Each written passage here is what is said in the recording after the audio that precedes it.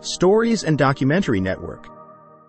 Nestled in the heart of Central Africa, the Kingdom of Kongo emerges as a beacon of civilization, its history rich with tales of power, diplomacy, and cultural exchange. From its inception to its eventual decline, the Kingdom of Kongo played a pivotal role in shaping the socio-political landscape of the region.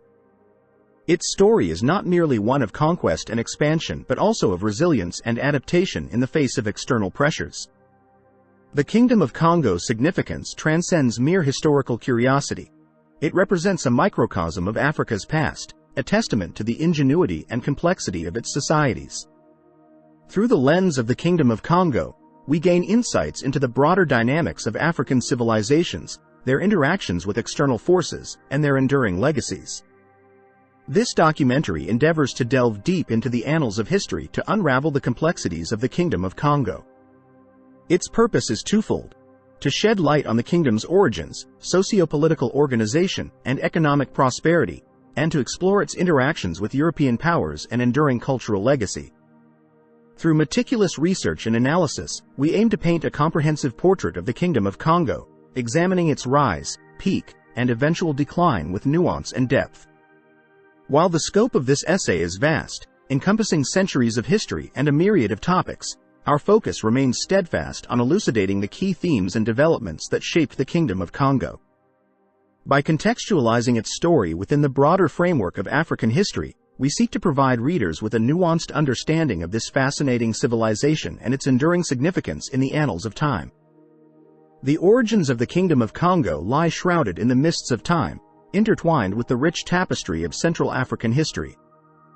Long before the emergence of a centralized political entity, the region was home to a diverse array of ethnic groups, each with its own distinct customs, languages, and traditions.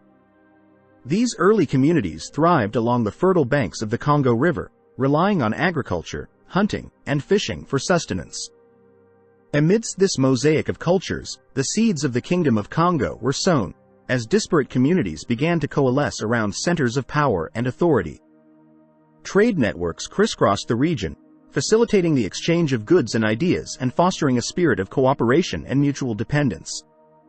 It was within this vibrant milieu that the foundations of the Kingdom of Kongo were laid, paving the way for its eventual ascent to prominence. The precise circumstances surrounding the formation of the Kingdom of Kongo remain shrouded in mystery, obscured by the passage of time and the scarcity of written records. According to oral tradition, the kingdom was founded by a legendary figure known as Lukeni Luanimi, whose prowess in battle and charisma united disparate clans under his leadership. With his ascension to power, Lukeni Luanimi ushered in a new era of stability and prosperity, laying the groundwork for the kingdom's expansion and consolidation. Scholars believe that the Kingdom of Kongo emerged as a result of a gradual process of state formation, characterized by the centralization of power and the establishment of administrative institutions. As local chieftains pledged allegiance to the king, a hierarchical system of governance took shape, with authority flowing downward from the royal court to the provincial capitals. By the 14th century, the Kingdom of Kongo had firmly established itself as a dominant political force in the region, commanding the loyalty and allegiance of its subjects. At the heart of the Kingdom of Kongo's political system was the figure of the king, known as the Manikongo, whose authority was absolute and unquestioned. The Manikongo served as both the spiritual and temporal leader of the kingdom, wielding supreme power over matters of state and religion. Surrounding the king were a cadre of nobles, advisors, and courtiers, who helped administer the kingdom and enforce its laws. Beneath the king were a series of administrative divisions, each overseen by a provincial governor appointed by the royal court. These governors, known as mani, exercised considerable autonomy within their respective territories, collecting taxes, dispensing justice, and maintaining order. At the local level, chiefs and elders played a crucial role in mediating disputes and upholding traditional customs, serving as the linchpins of community cohesion and social order. The Kingdom of Kongo was divided into a series of administrative units, each with its own distinct hierarchy and responsibilities. At the apex of this system was the capital city of Mbanza Kongo, later known as São Salvador, which served as the political and cultural heart of the kingdom. Surrounding the capital were a series of provinces, each overseen by a provincial governor appointed by the king. These provincial governors, known as Mani, wielded considerable authority within their respective territories, serving as the king's representatives and administrators. They were responsible for collecting taxes, maintaining order, and overseeing local affairs, ensuring that the king's decrees were enforced and obeyed. Beneath the provincial governors were a network of district chiefs and village elders, who assisted in the administration of justice and the resolution of disputes at the local level. The Kingdom of Kongo was characterized by a rigid class structure and social hierarchy, with individuals occupying distinct positions based on their birth, occupation, and status. At the top of the hierarchy was the king, known as the Manikongo, whose authority was absolute and inviolable. Beneath the king were a cadre of nobles, bureaucrats, and military commanders, who enjoyed privileges and honors commensurate with their rank. Below the nobility were the commoners, who made up the bulk of the kingdom's population and were engaged in a variety of occupations, including farming, trading, and craftsmanship. Despite their lower status, commoners played a vital role in the kingdom's economy and society, contributing labor and resources to support the royal court and the aristocracy. At the bottom of the social hierarchy were slaves, who were considered the property of their owners and lacked any legal rights or protections. Slavery was widespread in the Kingdom of Kongo, with captives from neighboring regions often sold into bondage to satisfy the kingdom's voracious demand for labor. While slaves could sometimes earn their freedom through acts of valor or service to their masters, many remained trapped in servitude for life, perpetuating a cycle of exploitation and oppression. Religion played a central role in the social and cultural life of the Kingdom of Kongo, shaping people's beliefs, values, and practices. At the heart of the kingdom's religious beliefs was the veneration of ancestral spirits, who were believed to exert a powerful influence over the affairs of the living. Ancestral worship was central to Kongo cosmology, with individuals seeking guidance, protection, and blessings from their departed relatives through prayers, offerings, and rituals. In addition to ancestor worship, the Kingdom of Kongo was also influenced by Christianity, which was introduced to the region by Portuguese missionaries in the late 15th century. Over time, Christianity became increasingly intertwined with traditional Kongo beliefs, leading to the emergence of syncretic forms of worship that blended Catholic rituals with indigenous customs and practices. Despite efforts by European colonizers to impose their own religious beliefs on the kingdom, many Kongo people continued to practice a hybrid form of Christianity that reflected their unique cultural heritage. The Kingdom of Kongo was renowned for its vibrant trade networks and extensive commercial ties with neighboring regions and distant lands. Situated at the crossroads of Central Africa, the kingdom enjoyed access to a diverse array of resources, which it exchanged with other societies through a network of overland and riverine trade routes.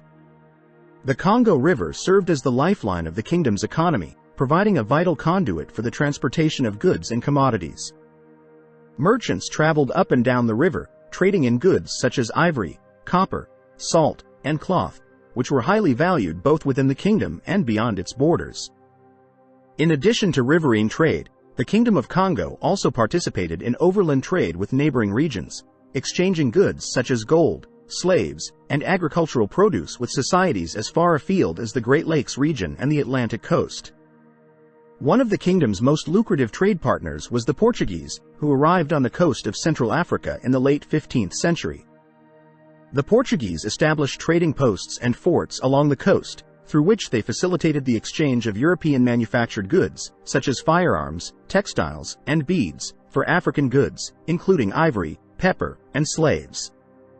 This trade brought immense wealth and prosperity to the Kingdom of Kongo, enabling it to expand its territory, strengthen its military, and enhance its prestige on the international stage.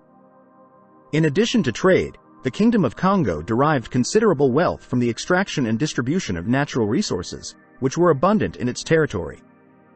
The kingdom was rich in minerals such as copper, iron, and salt, which were mined and processed by skilled artisans and craftsmen. These minerals were then traded both domestically and internationally, contributing to the kingdom's economic prosperity and cultural prestige. Agriculture also played a central role in the kingdom's economy, with the fertile soils of the Congo River Basin supporting a wide variety of crops, including maize, millet, cassava, and yams. Agriculture was primarily practiced by smallholder farmers, who cultivated land using traditional methods such as slash-and-burn agriculture and shifting cultivation. In addition to food crops, farmers also grew cash crops such as palm oil, groundnuts, and tobacco, which were traded both locally and abroad. The Kingdom of Kongo operated under a mixed economic system, characterized by a combination of subsistence agriculture, artisanal production, and commercial trade. At the local level, households engaged in subsistence farming, producing enough food to meet their basic needs and relying on local markets for surplus production. In urban centers such as Mbanza, Congo, specialized craftsmen and artisans produced a wide range of goods, including pottery, textiles, metalwork, and wood carvings, which were sold in local markets or traded along the kingdom's extensive trade networks. At the national level, the kingdom's economy was overseen by a central authority, which regulated trade, levied taxes, and administered justice. The king and his courtiers played a key role in managing the kingdom's economic affairs, ensuring the smooth functioning of trade networks, and redistributing wealth to support the needs of the state and its subjects. The Kingdom of Kongo's first significant encounter with European powers occurred in the late 15th century with the arrival of Portuguese explorers along the coast of Central Africa. Led by figures such as Diogo Sao and later Diogo Sao, Portuguese ships made landfall in the Kingdom of Kongo, establishing initial contact and opening up a new chapter in the kingdom's history. Initially, the arrival of the Portuguese was met with curiosity and interest by the Congo leadership. Recognizing the potential benefits of establishing diplomatic and trade relations with these newcomers, Congo rulers welcomed Portuguese traders and missionaries into their realm, hoping to forge alliances and gain access to European goods and technology.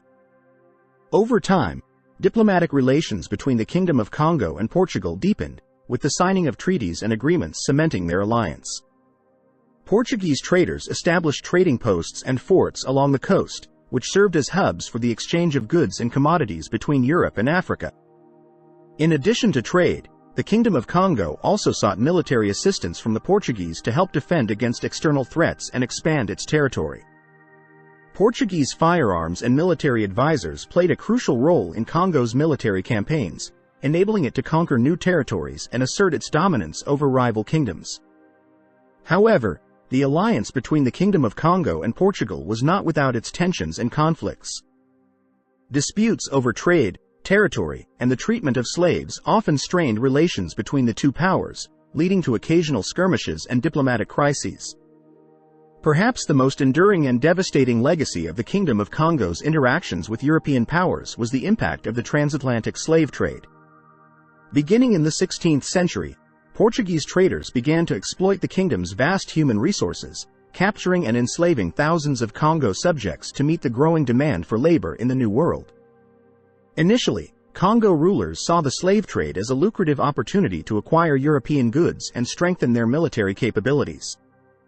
However, as the trade expanded and intensified, the kingdom's economy and society began to unravel. Entire communities were uprooted and displaced, as men, women, and children were forcibly abducted and sold into bondage. The transatlantic slave trade had a profound and lasting impact on the Kingdom of Kongo, leading to social upheaval, economic disruption, and demographic collapse. The kingdom's population dwindled, its economy faltered, and its social fabric frayed as the trade drained the region of its most valuable resource, its people. During its peak, the Kingdom of Kongo embarked on a series of military conquests and territorial expansions that transformed it into one of the largest and most powerful states in Central Africa. Under the leadership of visionary monarchs such as Alfonso I and Garcia II, the kingdom extended its influence far beyond its original borders, conquering neighboring kingdoms and establishing a vast and diverse empire. Military campaigns were a central feature of Congo expansionism, with the kingdom's armies waging war against rival states and asserting Congo dominance over contested territories. The kingdom's superior military organization, combined with the strategic use of firearms acquired from European allies, allowed it to overwhelm its adversaries and secure victory on the battlefield. As a result of these military conquests, the Kingdom of Kongo expanded its territory to encompass large swaths of Central Africa, stretching from the Atlantic coast to the interior highlands. The kingdom's borders became increasingly porous and fluid, as conquered territories were incorporated into the Congo realm and subjected to Congo rule and administration. The period of peak expansion also witnessed a flourishing of Kongo culture and artistic achievement, as the kingdom's newfound wealth and power enabled it to patronize the arts and promote cultural expression. The royal court in Mbanza, Kongo became a center of artistic innovation and creativity, attracting poets, musicians, and artisans from across the kingdom and beyond. Kongo artists produced a wide range of works in various media, including sculpture, painting, ceramics, and textiles, which reflected the kingdom's vibrant cultural heritage and diverse ethnic traditions. Royal palaces and public buildings were adorned with elaborate carvings and murals, depicting scenes from Kongo history and mythology and celebrating the achievements of Kongo rulers. In addition to visual arts, Kongo culture also flourished in the realms of music, dance, and literature, with the royal court serving as a patron of poets, musicians, and storytellers. Traditional Kongo music and dance forms, such as the drumming ensemble known as the Nkumbi, thrived during this period, providing a rich and vibrant backdrop to royal ceremonies and celebrations. The period of peak expansion and cultural flourishing is often referred to as the Golden Age of the Kingdom of Kongo, a time of unprecedented prosperity, power, and prestige. During this period, the kingdom reached the zenith of its influence, dominating the political and economic landscape of Central Africa and commanding the respect and admiration of its neighbors and rivals. Under the enlightened rule of monarchs such as Alfonso I and Garcia II, the Kingdom of Kongo achieved a level of political stability and economic prosperity that was unmatched in the region. Trade flourished, cities thrived, and the arts flourished, as the kingdom's subjects enjoyed a level of prosperity and security that was the envy of neighboring states. However, the golden age of the Kingdom of Kongo was not to last. Internal strife, external pressures, and the disruptive forces of European colonization would eventually take their toll on the kingdom, leading to its gradual decline and eventual dissolution. Nevertheless, the legacy of the Golden Age lives on in the cultural achievements and historical legacy of the Kingdom of Kongo, serving as a testament to the enduring spirit of its people and the greatness of its civilization. Despite its earlier successes, the Kingdom of Kongo began to experience internal strife and political instability during the latter half of its existence. As the kingdom expanded and grew in size, it became increasingly difficult for the central government to maintain control over its vast and diverse territories. Regional governors and local chiefs often asserted their autonomy, challenging the authority of the king and sowing seeds of discord and division.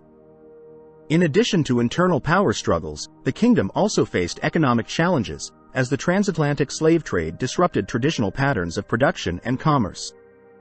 The kingdom's economy became increasingly reliant on the export of slaves, which led to social upheaval and demographic decline. As the kingdom's population dwindled and its resources dwindled, it became increasingly vulnerable to external threats and pressures. The decline of the Kingdom of Kongo was hastened by the arrival of European colonizers in the region, who sought to exploit its resources and assert their dominance over its people. Beginning in the late 15th century, Portuguese traders and missionaries established a foothold along the coast of Central Africa, gradually expanding their influence inland and encroaching on Kongo territory. Initially, Kongo rulers welcomed Portuguese traders and missionaries, hoping to benefit from their technology and expertise. However, over time, relations between the two powers soured, as the Portuguese sought to impose their own cultural and religious beliefs on the Kongo people. Conflicts erupted over issues such as trade, territory, and the treatment of slaves, leading to a breakdown in diplomatic relations and occasional outbreaks of violence. The Kingdom of Kongo's attempts to resist European encroachment were hampered by internal divisions and external pressures. Rival factions vied for control of the kingdom, weakening its ability to mount a unified defense against European aggression. Moreover, the kingdom's military capabilities were no match for the superior firepower and organization of European armies, which quickly overwhelmed Kongo forces and established colonial control over the region. By the 18th century, the Kingdom of Kongo had entered a period of terminal decline, as internal strife, external pressures, and European colonization took their toll on the kingdom's stability and cohesion. In 1665, the capital city of São Salvador was sacked by invading forces, marking the beginning of the kingdom's final descent into chaos. Over the ensuing decades, the Kingdom of Kongo fragmented into a patchwork of smaller states and chiefdoms, each vying for control over its own territory and resources. European powers such as Portugal and later Belgium and France established colonial administrations in the region, carving up the former kingdom into spheres of influence and exploiting its people and resources for their own gain. By the early 20th century, the Kingdom of Kongo had ceased to exist as a political entity, its once great civilization reduced to a footnote in the annals of history. However, the legacy of the Kingdom of Kongo lives on in the cultural heritage and historical memory of the region, serving as a reminder of the resilience and endurance of its people in the face of adversity. Despite the demise of the Kingdom of Kongo as a political entity, many of its traditions and customs continue to endure among the descendants of its people. Throughout Central Africa, vestiges of Congo culture can be found in the form of language, music, dance, religion, and social organization. One of the most enduring legacies of the Kingdom of Kongo is its influence on religion and spirituality in the region. Traditional Congo religious practices, such as ancestor worship and belief in the power of spiritual intermediaries, remain prevalent among many communities in Central Africa, providing a sense of continuity and connection to the past. Congo artistic traditions also continue to thrive, with artisans and craftsmen producing works of sculpture, pottery, textiles, and metalwork that reflect the kingdom's rich cultural heritage. Traditional Congo music and dance forms, such as the Nkumbi drumming ensemble, are still practiced and performed at festivals and ceremonies throughout the region, preserving a vital link to the kingdom's past. The Kingdom of Kongo's influence extended far beyond its own borders, shaping the development of subsequent societies and states in Central Africa. Many of the region's modern-day ethnic groups trace their origins back to the kingdom, adopting Congo cultural practices, languages, and social structures. The kingdom's legacy can be seen in the political organization of modern-day Central African states, many of which inherited administrative structures and governing institutions from the Kingdom of Kongo. The concept of centralized authority, hierarchical governance, and royal legitimacy continues to resonate in the region, influencing the political dynamics of countries such as the Democratic Republic of Congo, Angola, and Gabon. Furthermore, the Kingdom of Kongo's interactions with European powers had a profound impact on the history of the Atlantic world. The transatlantic slave trade, which devastated Congo society and economy, had far-reaching consequences for the African diaspora, shaping the cultural, social, and economic landscape of the Americas. In recent years, there has been a growing interest in the history and cultural heritage of the Kingdom of Kongo, both within Africa and beyond. Scholars, historians, and cultural activists have worked tirelessly to uncover and preserve the kingdom's rich legacy, conducting research, organizing exhibitions, and promoting awareness of Congo history and culture. Efforts to preserve and protect Congo cultural heritage have taken many forms, including the establishment of museums, heritage sites, and cultural centers dedicated to the kingdom's memory. In addition, initiatives aimed at documenting and digitizing Congo archival materials and oral histories have helped to ensure that the kingdom's story is not lost to future generations. Overall, the legacy of the Kingdom of Kongo serves as a testament to the enduring resilience and creativity of African civilizations, offering insights into the complexities of Africa's past and the challenges of its present.